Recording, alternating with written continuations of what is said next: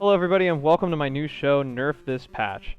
I've had a lot of controversial opinions over the couple years, and we used to have a podcast here on Friendly Fire. However, I decided I'm just going to do something on my own and see how this works. And I had a couple of videos earlier this year, and I figured instead of just taking one topic and just spending a bunch of hours editing videos, let's just turn it into a talk show. Let's turn it into like a radio show. Kind of a hint of where I got the idea of this from. But I definitely want to start with this. So PlayStation had their event a couple days ago, and I thought it was excellent. I thought it was a perfect 10 out of 10. And I went online and I posted how that was the nail in the coffin for the Xbox brand. And people were telling me about like, oh no, the Xbox brand's fine. Like they have Game Pass and they have xCloud, and they're gonna be fine. Like the biggest argument that everybody kept putting back on me was accessibility. So what does accessibility mean? It means ease of access for your games, to be on multiple platforms, to have multiple devices to reach those platforms. Like, clearly Microsoft's not playing the same game as everybody else. And that was what people were telling me. And I'm not denying that any of those things are great. They are great. Like, those are excellent things. Who wouldn't want to play all of their games on a bunch of devices and have it, like, cloud save throughout? But here's the problem with focusing on accessibility instead of quality. Quality is more important. There's not a single situation where having better accessibility to bad quality is worse than having good quality with bad accessibility. Why both can't be perfect? I don't know. Microsoft clearly doesn't get it though. So I don't understand this argument. Like, consoles and brands in particular are defined by their games. They're not defined by their hardware. They're not defined by their user interface, and they're sure as hell not defined by their accessibility. They're defined by their games.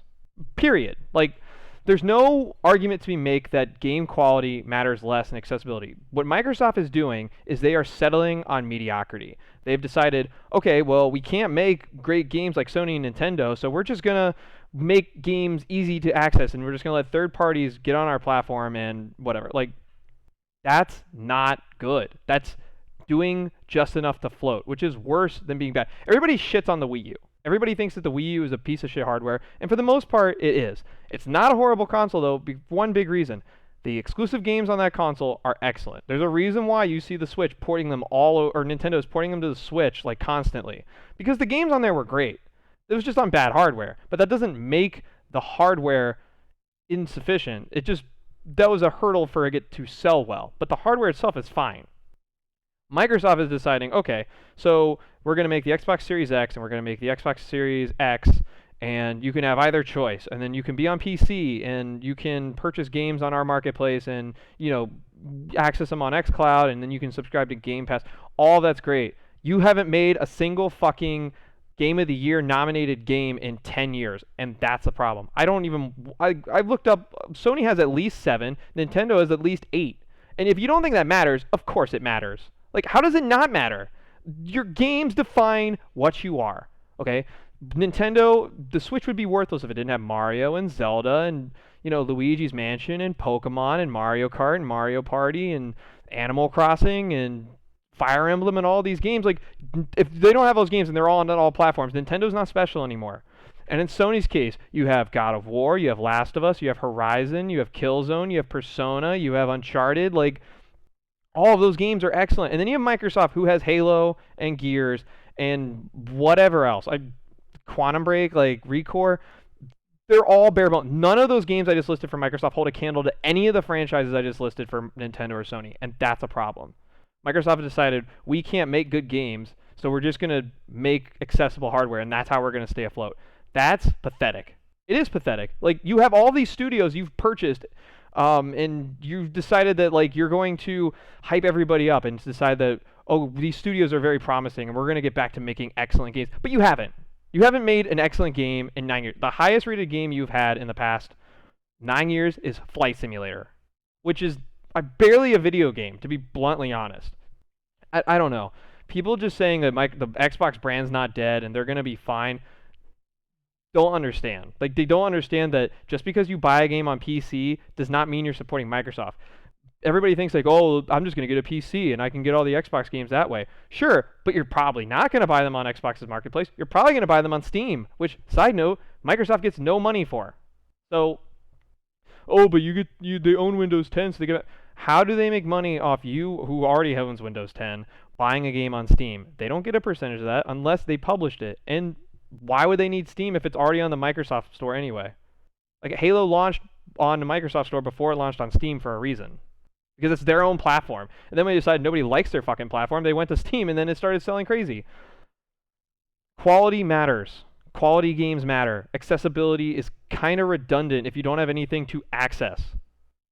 And everybody else who's just like, well, I only play multiplayer games. Like, I only play Call of Duty, and I only play Rocket League, and I play Rainbow Six, and I don't really, I just, whatever. Take it from somebody who owns a game on all three, PC, Xbox, and PlayStation. It's the same thing. There's really not that much difference. Now that crossplay exists, you can't even say that your friends are playing on one platform and not the other. These arguments are starting to become, like, pathetic. Like, no, you buy a console, you buy a gaming platform for the games. You don't buy them because you can access a bunch of mediocre games in an easier way. People buy PlayStation because they like PlayStation games, and those games are excellent. People buy Nintendo products because Nintendo makes excellent games. I don't know why you're buying an Xbox anymore, or why you think that having a PC excuses Microsoft to just make mediocrity. There's no excuse for being just good enough. Just good enough is worse than being bad. Like I brought up with the Wii U. The Wii U at least attempted to innovate. Sony, the PS3, for all intents and purposes at first was a failure. They were still putting out good games. And this is what frustrates me the most. Microsoft did this in 2007. BioShock and Mass Effect were Xbox exclusives. In 2008, Devil May Cry, Grand Theft Auto, Final Fantasy, they're all getting ported to Xbox as well. And then they took the value out of the PS3. Everybody just thinks I hate Microsoft. I don't hate Microsoft. Back in 2007, I decided, like, you know what? Sony doesn't know what they're doing. I'm not loyal to any brand. I'm going to stick with the console that has the better games. And that was the Xbox. But since 2010, they have no idea what they're doing. They don't. And the fact that the showcase that Sony showed was just everything perfect. Here's gameplay. Here's gameplay. Here's more info. Here's gameplay. All the stuff that you don't care about in presentations, 30 seconds. Like, here's gameplay. Here's gameplay. Oh, here's the price. By the way, God of War at the end. And Microsoft did nothing but just show CG cutscenes. Like, they're not comparable. If you want to say that, the Xbox brand is fine because you can play and it's cheaper and you can access it better, you don't care about quality. And that's a shame. I'm not here to shit on anybody's preference on controller. Like, none of that's all irrelevant. Like, you buy a console, you buy a platform, you play games because they're excellent. You don't play games because they're just okay. At least you shouldn't. That's just my piece on it. Okay, let's just get to the news. Alrighty, let's start. So, if you haven't heard already, the PlayStation 5, after their presentation, the pre-orders went on sale, and it was a fucking mess. It was like 16 minutes after the presentation, randomly at the night. Pre-orders went live, and like 2 minutes later, they were done. And I saw a tweet Microsoft posted making fun of them. Hold on, let me see if I can find it real quick. Oh, here it is. So they just posted on Twitter as like, here's the date, here's when it launches, here's the hype. Don't worry, we'll let you know the exact time pre-orders start for you soon. I like when companies like banter like that. Like, it's all in good fun, and of course, like, I don't wish for the Xbox to fail. Like, I just want good quality games. I don't hold mediocrity to my standard. I have a high standard, and I expect Microsoft to live up to that standard because there's no excuse why they can't. Nintendo and Sony have been doing it for years, and Microsoft used to, and now they're just settling on accessibility instead of quality. But whatever. I hope this gets worked out for Sony's case because they did an excellent job hyping me back up for the PS5. If you remember back in like June or July, their showcase was just okay. Like, I was not really that impressed. The one they had on Wednesday may have been the best showcase I've ever seen. So I'm hoping that momentum and that, those lists of games that they've promised continues from there. Okay, so let's see what's next. Super Mario 3D All-Stars was released today. That includes the package that has Mario 64, Mario Sunshine, and Mario Galaxy. So I opened it up today and played it for a little bit during lunch. It's exactly what you'd expect. I was actually kind of shocked how well Mario 64 controlled on the Switch in handheld mode. And I was actually more surprised how much better Sunshine felt. Because I thought, like, without the GameCube triggers, it would feel weird, but it feels pretty good. Galaxy is my favorite in this game. I think Mario 64 is the best game of these three. Galaxy is by far my favorite. And I also had, like, a Pro Controller to see how the pointer would work. Worked just fine. If you've never played any of these three games, or if you just simply enjoy the music of these three games, because there's a CD option in the opening, the opening menu. You have to try it. But the weird thing about this though is that timed sale thing. So they're gonna sell this game till March and then take it off the marketplace. That's so Nintendo.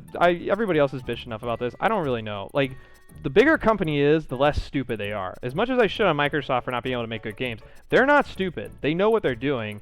I just don't know if it's going to be as successful as they think it will be. Nintendo's case, this was done on purpose. I don't know why. It's just driving scalpers crazy. Fingers crossed that they know what they're doing.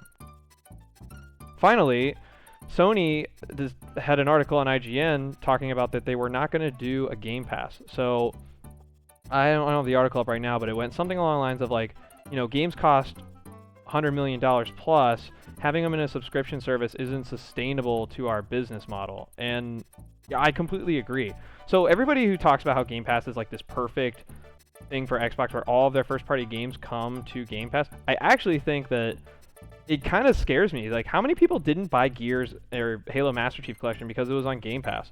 And in Sony's case, they know that the games that they've made have high quality and they can sell for $60, $70 and people are going to buy it anyway.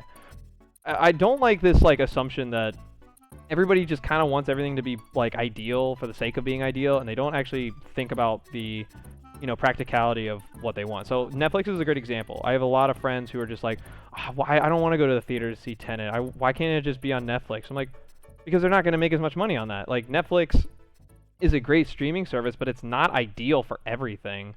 Because practically, you can't do it that way. If everybody is just paying $7 a month or whatever, however much Netflix is, you're not going to make as much. Like, there's no incentive for these companies to immediately put them on Netflix. Like, in gaming's the same way. Aw, my little puppy's chewing on his little bear.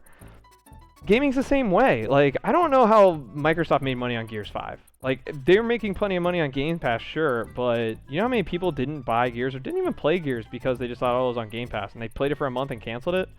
Kind of makes me scared. I have no problem with Sony not doing it. They're doing the right thing with their PlayStation Plus catalog. Which, by the way, when they showed that Last of Us and God of War and Uncharted and Persona were all going to be included when you buy PS5, and as long as you have PlayStation Plus, you can access those games. Like, I thought that was like the final nail, like buried in the dirt. Like, Game Pass is cool, but the games are what matter, not the volume and the accessibility. Okay. So that was the news, and I think we should end on this. So I've been shitting on Microsoft a lot recently, and, I kind of want to make a point while also kind of, like, supporting them. Aww.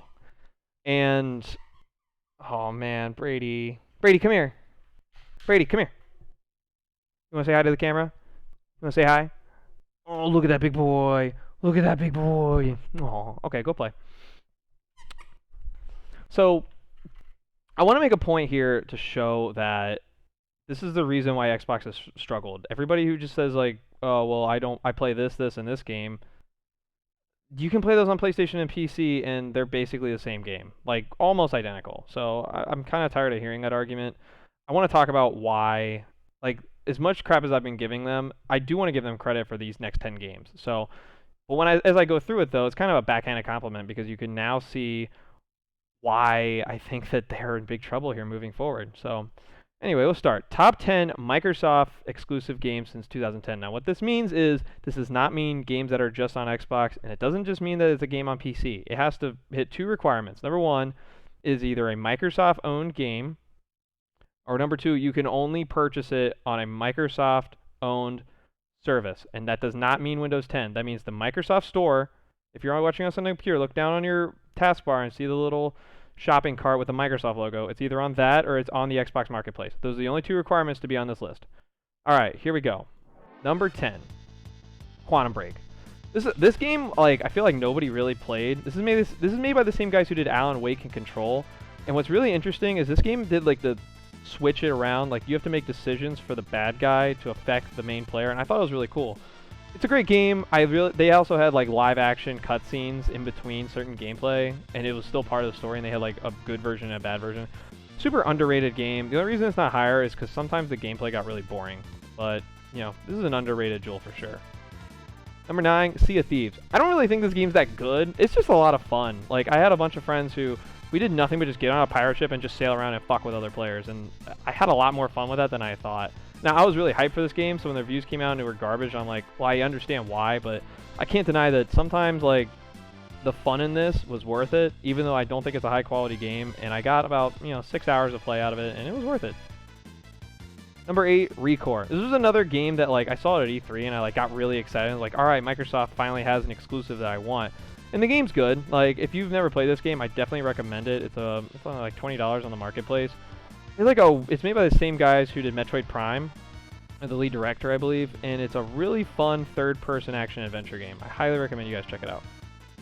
Number 7, Sunset Overdrive. Now, this game's made by Insomniac and is a really fun open world, like blow shit up and dick off kind of game.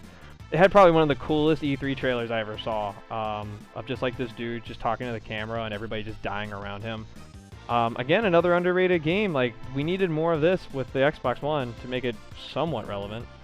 Number 6, Ori and the Blind Forest. Like, I played enough of this to get that it's a really good, like, 2D action adventure. I don't even call it a platformer. Like, I don't even call it a Metroidvania. Like, it's just a really excellent 2D game. It's probably one of the best looking games I've ever played. It's just weird that this sequel to this game and this game took so long to develop, because I don't really understand like the difficulty of what the gameplay ended up being to make. But still, great game. I think number 6 is about fair for that. Number 5, Killer Instinct. This was a launch title, and this game is super underrated. It's one of those fighting games that like never really got the right footing, but if it would have, people would have been playing this far more, and the Xbox would have had far more steam. I think that this game really is fun for people who don't give a fuck about fighting games, because they can enjoy it, but it's also really hard to master. It got a lot of support, just they didn't advertise it well. I still go back and play this game. Like, it's really fun. Number 4, Cuphead. I'm kind of cheating here because they ported it to Switch and PS4, but it was originally an Xbox exclusive before, and, I kind of have to give these guys a bone. So, Cuphead may be one of the best 2D platformers I've played in the past 10 years. Right behind Celeste, this is probably the best one. And this game's hard, too. I remember when it first came out, like, everybody was surprised how hard it was, and that was before, like, they appreciated, like, the visual fidelity of the game and the art style. It's a great co-op game. I remember on New Year's I played this with my friend Phil, and we played it till almost past midnight, and it was like a great time. This game is so good. It's also on other platforms now, so if you haven't had a chance to play it, now here's your chance. Number 3, Forza Horizon 3. It's a racing game. It's a really good and pretty racing game. I mean, it's high. If you like racing games, it's great, and if you don't, it's still really good. Alright, that's all I have to say about that. Number 2, Gears 5. This game's a lot better than people realize, but it's also like one of the most perfect examples of why settling on just good enough is bad. Like, you need to be far more innovative. This is the Gears 5 and Gears 4. If you put them both in front of me, I couldn't tell you which one's which. I played Gears 5 for about 2 weeks. I didn't even buy it. I played it on Xbox Game Pass, and then I was done. I feel like it was a missed opportunity there. The support for this game is dead, and Microsoft clearly doesn't care as much about it anymore, which is a shame, because I thought it was an excellent game. But it's also just more Gears. Number 1, no surprise, Halo Master Chief Collection. There was no chance in hell I was going to play Halo 5 here. It's kind of sad that the best Xbox game of the past 10 years is a remake of 4 of them, and then Reach, which personally Reach is my favorite Halo, but beside the point. It's really frustrating. I really expect more from these guys, and I'm hoping here in the future that they have more quality games, and I'm wrong about this. I want to be wrong about Microsoft, but if this is the best, if these 10 games are the best games you've put out in the past 10 years that are exclusive, you're in big trouble, because accessibility is not going to save you when Sony and Nintendo keep pounding you with all these excellent games.